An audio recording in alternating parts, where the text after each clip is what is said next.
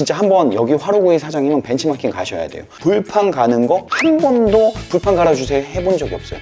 그냥 손으로 집어가지고 막 불판도 갈고 막 찌개도 손으로 잡고서는 올리시고 하시는데 다소 투박한 서비스지만 해줄 건 다 해준다는 거죠. 대박 매장은 이래요. 결국에는 전반적으로 하나가 잘못되면 10가지의 일도 잘 못할 수도 있어요. 그분들 입장에서는 정당하고 합리적으로 운영한다고 볼 수 있지만 소비자적으로 봤을 때는 문제가 한둘이 아닌 거죠. 네, 맥형입니다. 오늘은 안 되는 매장들은 왜 안 될까? 맛이 없어서 안 될까요? 과연 맛이 가장 중요하다고 여러분들 생각하고 계시나요? 잘 안 되는, 다시는 가고 싶지 않은 식당들 한 번씩 여러분들도 경험해 보시잖아요. 생각보다 운영이 미숙해서 서비스와 응대적인 부분들, 이런 거에 불만을 느껴서 실제 음식의 맛 또한 불만족스럽게 느끼는 경우들이 상당히 많습니다. 제가 맥형 아카데미의 많은 수강생들을 통해서 한번 설문을 해봤어요. 여러분들이 가고 싶지 않은 식당들 경험한 적 있나요? 그리고 경험한 사례들을 좀 한번 공유해 주세요 했더니 수많은 사람들이 가고 싶지 않았던 식당의 사례들을 하나씩 적어줬습니다. 근데요, 이 모든 것들이 운영에 대한 미숙 그리고 응대에 대한 미숙 때문에 사람들이 실질적으로 발걸음을 돌리고 있습니다. 그래서 이와 같은 내용들이 어떤 게 있는지 좀 많은 사람들한테 이런 사례를 공유하고요. 이렇게 한번 영상을 통해서 시청을 하셨다면 우리 내부적으로도 좀 점검을 해볼 수 있는 기회가 될 수 있다고 생각을 합니다. 이와 같은 사례들을 매뉴얼처럼 만들어서 직원들과 공유를 하고 이런 경우에 손님들이 다시는 방문하지 않는다더라. 우리 이런 부분들만 페인 포인트를 찾아서 소비자들이 고통을 느끼지 못하는 그런 매장으로 만들려고 노력을 해야지만 장사가 잘 됩니다. 안 될 때 옆집, 앞집, 뒷집 이렇게 다니면서 살펴볼 이유가 없어요. 안 되는 이유는 다 우리 매장 안에 있기 때문에 우리들이 다 만들고 있기 때문에 그런 부분들을 빠르게 개선해야 됩니다. 자, 처음에는 저의 사례인데요. 한 번은 이제 오픈한 식당이에요. 그곳에 가서 식사를 하고서는 저는 다시는 여기 못 오겠다 라는 생각을 했습니다. 심지어는 2번 갔는데 2번 모두 똑같은 응대를 경험하고 여기는 이런 개선점을 찾지 못하면 계속 신규 고객은 이탈하게 될 건데 고정 고객이 남아있지 않을 것 같은데 이런 생각을 하게 됐습니다. 이곳은 이제 화로구이 전문점이고요. 프랜차이즈입니다. 소고기를 되게 저렴하게 100g에 8,900원, 9,900원 이와 같은 형태로 팔고 있는데요. 고기요, 품질 좋습니다. 너무 맛있습니다. 맛있는데요. 어떤 일이 있었냐면요.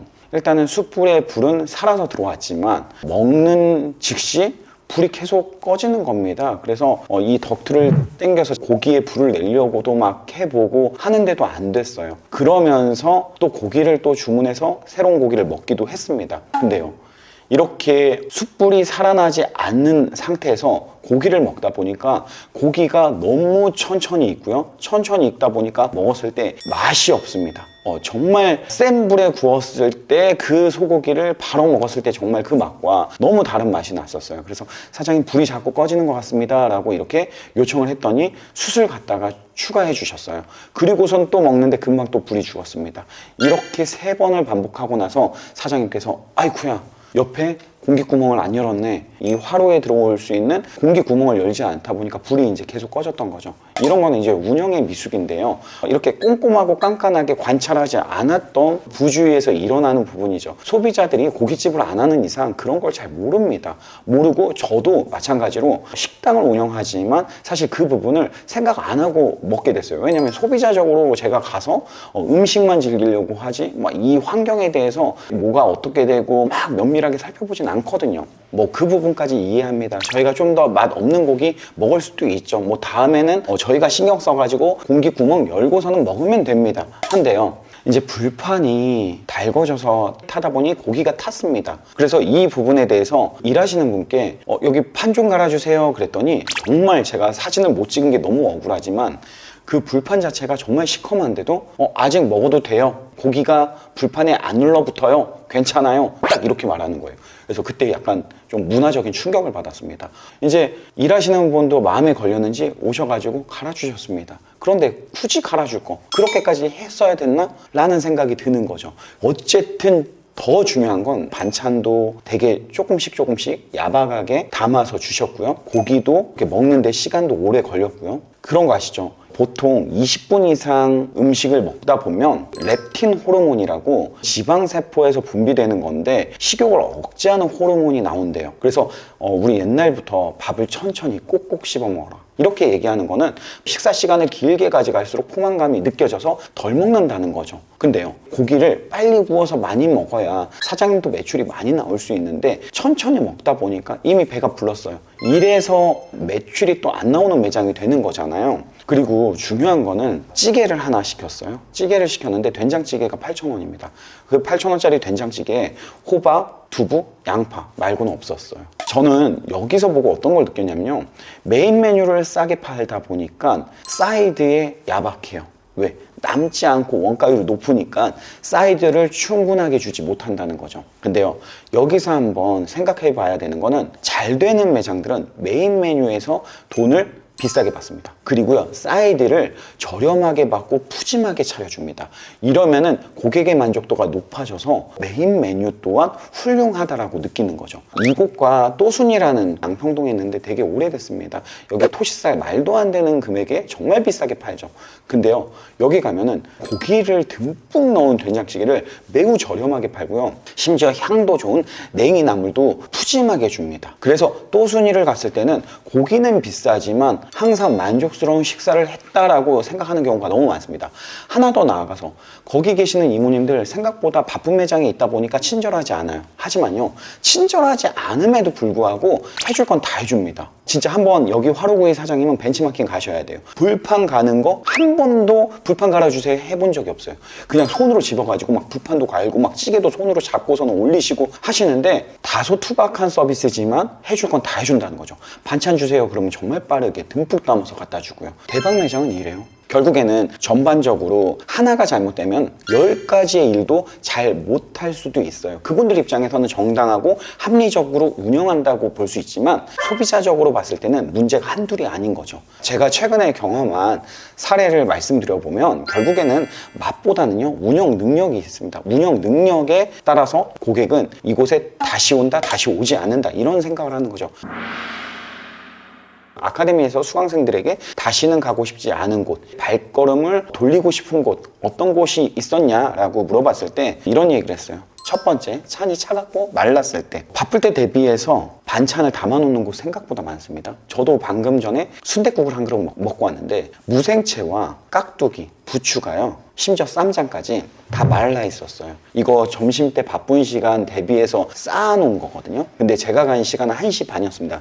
점심시간이 끝난 이후에 갔는데 이 담아놓았던 반찬을 주는데 일단은 반찬을 딱 보면서 여기 얼마나 많은 먼지가 들어가 있을까, 이런 또 생각을 하면서 먹게 되는 거죠. 그래서 맛있는 순댓국을 한 그릇 먹으면서 불편한 식사를 하게 되는 이와 같은 경험들이 모두가 있을 거예요. 그래서 어떻게 보면 쉬운 운영, 편한 운영 자체가 결국에는 불만족스러운 고객들을 양성하고 있는 거 아닌가, 이런 생각도 한번 해보셔야 됩니다. 자, 두 번째, 손님 계실 때 수저 정리하는데 소리가 막 큽니다. 막 바구니에서 시끄럽습니다. 근데 심지어 내가 마지막 온 손님이에요. 마치 나가라는 듯이 되게 불안한 식사를 하게 되죠. 심지어는 바닥을 청소하고 있습니다. 이건 뭐 진짜 이렇게 하는 곳 생각보다 많아요. 특히 맥주집에서 마감 빨리 하고 가려고 직원들이 이런 경우 많죠. 그러면 결국에는 방 청소하고 있는데 우리가 밥을 먹는 거예요.